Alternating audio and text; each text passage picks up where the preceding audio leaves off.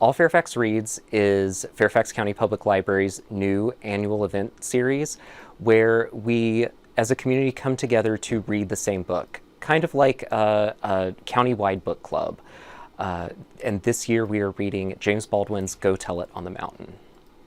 This year marks the 100th anniversary of James Baldwin's birth. And James Baldwin is one of the great minds of the 20th century. He's an author, he's an essayist, he is a civil rights activist. We decided to choose Go Tell It on the Mountain among all of James Baldwin's books. It's semi-autobiographical, so it's a good entry point into discovering James Baldwin as an author and as a person. So we're hoping the entire community can come together for these events. They run from August through November this year, and they include film screenings, lectures, and book discussions of Go Tell It on the Mountain. And they'll be happening virtually, online, and at several of our library locations as well.